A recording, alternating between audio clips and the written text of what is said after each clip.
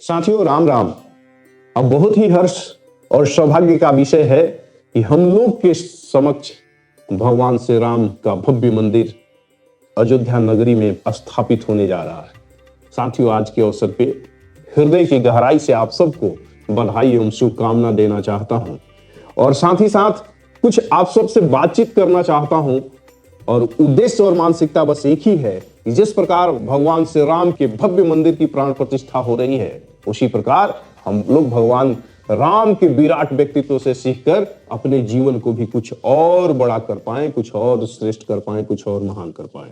इस दिशा में जब मैं सोच पाता हूं तो मुझे दो दृष्टिकोण नजर आता है, एक राम दृष्टि और एक आम दृष्टि। साथियों, एग्जाम्पल के साथ मैं इस परिचर्चा को आपके बीच में रखना चाहता हूं कि आखिर आम दृष्टि क्या है और राम दृष्टि क्या है। जब आम दृष्टि से हम कोई भी स्थिति परिस्थिति को देखने का प्रयास करते हैं तो कुछ रिजल्ट अलग ही आता है, और उसी स्थिति परिस्थिति को जब हम राम दृष्टि से देखते हैं तो रिजल्ट बड़ा हो जाता है और कुछ कमाल का रिजल्ट हम सबके जीवन में आता है। जिस प्रकार आम दृष्टि से आप देखें माता कैकेयी को तो आपको मां कैसी नजर आती है, आपको तरस आता है कि इस तरह की मां तो होनी ही नहीं चाहिए। ये आम दृष्टि है। लेकिन जब राम दृष्टि से माता कैकेयी को हम देखने का प्रयास करते हैं तो फिर पूरा का पूरा क्रेडिट भगवान श्री राम ने किनको दिया? माता कैकेयी को दिया।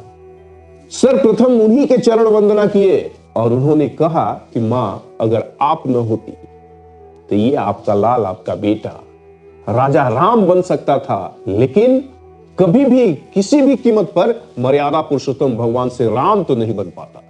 इस बनने का जो प्रोसेस है, इसका सारा का सारा क्रेडिट आप ही को है। आप ही के बल पे मैं राजा राम नहीं बल्कि मर्यादा पुरुषोत्तम भगवान से राम बन पाया। इसलिए आप राम दृष्टि से उस हालात को देखेंगे तो माता कैकेयी सुमाता है, लेकिन आम दृष्टि से देखेंगे तो माता कैकेयी कुमाता है। इसलिए साथियों, हमें अपने दृष्टि को बदलने की जरूरत है।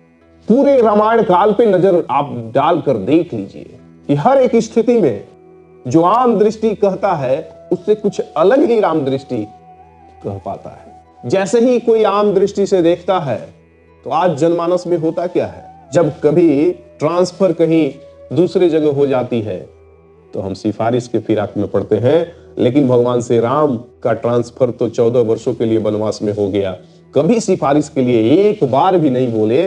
तो जब सिफारिश की बात कोई करता है तो आम दृष्टि है।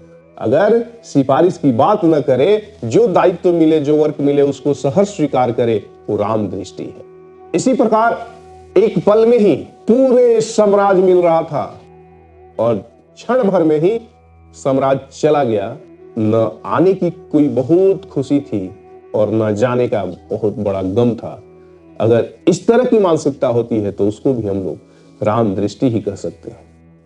इसके बाद मैं आपसे कहना चाहता हूं कि क्षमा की क्षमता अगर आप में हो, सामने वाला आपका बहुत अहित किया हो, अब इससे बड़ा क्या अहित हो सकता है कि कोई पत्नी को उठा ले गया और उसको भी क्षमा करने की क्षमता अगर किसी में हो तो वो राम दृष्टि कहलाएगा। अगर क्षमा करने की आप में क्षमता नहीं है तो निश्चित रूप से आप अपने जीवन को आम दृष्टि से जी रहे हैं। साथियों, इतना ही नहीं, लर्निंग पे जब आप ध्यान देंगे, फोकस करेंगे तो भगवान श्री राम से सीखने की जरूरत है कि हम तो केवल यही पढ़े हैं कि अपने गुरु से सीखे, अपने से बड़ों से सीखे।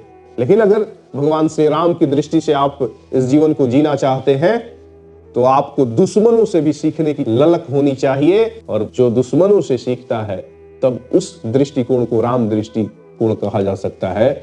और भगवान श्री राम ने रावण से भी सीखने के बारे में सोच पाया, न केवल सोच पाया बल्कि उनसे सीख कर कि ये पूछे कि भाई, आप इतने ज्ञानी थे तो अब राजनीति की विद्या कुछ हमें भी सिखा दीजिए, उसको लेकर हम आगे बढ़ेंगे। अगर इस तरह की मानसिकता हो तो हम उस मानसिकता को कह सकते हैं कि राम दृष्टि है।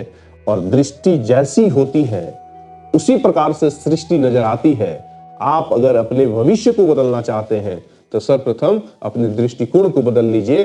तो आज के अवसर पे प्रभु राम की जहां भव्य मंदिर की प्राण प्रतिष्ठा है तो उसके अवसर पे मैं आपसे कहना चाहता हूं कि आप सभी राम दृष्टि से अपने जीवन के हालात, अपने जीवन की स्थिति परिस्थिति को देखने का प्रयास करें तो निश्चित रूप से आपकी भी प्रतिष्ठा भगवान श्री राम की तरफ बढ़ पाएगी और आप भी जीवन में महान और सफल हो पाएंगे। बहुत बहुत धन्यवाद आपको।